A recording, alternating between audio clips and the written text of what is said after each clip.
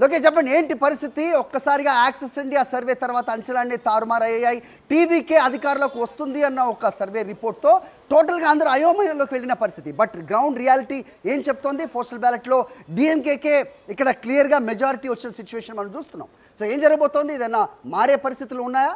అలాగే resort politics కూడా start అయిపోయిన సిచ్యువేషన్ మనకి తమిళనాడు నుంచి చూస్తున్నాం. ఏంటి మీ దగ్గర ఇన్పుట్స్? హరి, ఎగ్జాక్ట్లీ ఏదైతే ఇటు ఏషియన్ మై ఇండియా ఇచ్చినటువంటి ఈ సర్వే ఏదైతే ఉందో ఒక్కసారిగా కూడా ఉత్కంఠ నెలకొల్పినటువంటి పరిస్థితి. అనూహ్యంగా టీవీకే అధికారంలోకి చేపడుతుంది అని చెప్పి ఇచ్చినటువంటి సర్వే నేపథ్యంలోనే ఉత్కంఠ వాతావరణం మధ్య ఇప్పటికే పోస్టల్ బ్యాలెట్ ముగిసింది. పోస్టల్ బ్యాలెట్కి సంబంధించి ఒకసారి చూస్తే అధికార పార్టీ డిఎంకే ముందంజలో ఉండేటువంటి పరిస్థితి. 61 స్థానాల్లో పోస్టల్ బ్యాలెట్లో డిఎంకే ముందంజలో ఉండేటువంటి పరిస్థితి. అయితే టీవీకే పార్టీ కూడా తన సత్తా కొద్దిగా చాటుకుందని చెప్పాలి. దాదాపు 26 స్థానాల్లో ముందంజలో ఉండేటువంటి పరిస్థితి. పోస్టల్ బ్యాలెట్లో ఇప్పటికే పోస్టల్ బ్యాలెట్ దాదాపు అన్ని కౌంటింగ్ కేంద్రాల్లో కూడా ముగిసినటువంటి పరిస్థితి. డిఎంకే అయితే మాత్రం కేవలం 18 స్థానాలకే సరిపెట్టుకున్నటువంటి పరిస్థితి. కొన్ని చోట్ల కొన్ని కౌంటింగ్ కేంద్రాల్లో ఇప్పటికే ఈవీఎంలోకి లెక్కింపు కూడా ప్రారంభమైంది. అందులో భాగంగానే అధికార డిఎంకేకి సంబంధించి 57 స్థానాల్లో ముందంజలో ఉండగా టీవీకే సైతం 31 స్థానాల్లో ముందంజలో ఉండేటువంటి పరిస్థితి. టీవీకే కంటే కూడా ఏఐడిఎంకే 29 స్థానాల్లోనే ముందంజలో ఉండేటువంటి పరిస్థితి. అయితే ప్రతిపక్ష పార్టీ అనుకున్నటువంటి ఏఐడిఎంకే స్థానాన్ని ఇక్కడ టీవీకే ఆక్యుపై చేసిందనే చెప్పాలి. ఏదైతే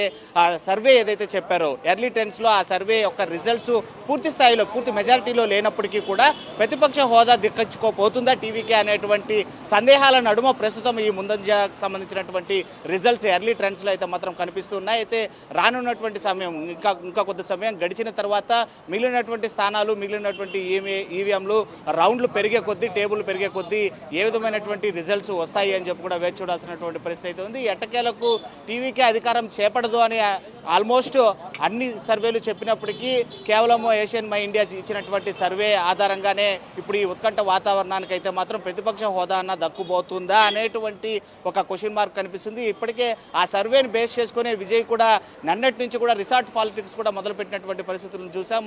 తమకు సంబంధించినటువంటి అభ్యర్థులందరినీ కూడా రిసార్ట్కే పరిమితం చేసి గెలుపొందినటువంటి అభ్యర్థులు ఆ సర్టిఫికేట్ని తీసుకున్న తర్వాత తిరిగి రిసార్ట్కే రావాలని చెప్పి కూడా సూచించినటువంటి సందర్భాన్ని కూడా చూసాం. ఏది ఏమైనప్పటికీ కూడా ఇటు అధికార పార్టీ అయినటువంటి డిఎంకేకే ఇటు ఉద్యోగులు సైతం మొగ్గు చూపినటువంటి పరిస్థితి. అదేవిధంగా ప్రజలు కూడా అధికార డిఎంకేకే పట్టం కట్టేటువంటి పరిస్థితులు ప్రస్తుతం ఎర్లీ ట్రెండ్స్ అయితే మాత్రం కనిపిస్తుంది. కాంట్రీ టు దాట్ టీవీకే ముందంజలో దూసుకుపోతున్నట్టుగా బ్రేకింగ్ అప్డేట్ అందుతోంది. డిఎంకేని కూడా క్రాస్ చేసి టీవీకే ముందంజలో ఉన్న లేటెస్ట్ అప్డేట్ మనం చూస్తున్నాం తమిళనాడు నుంచి.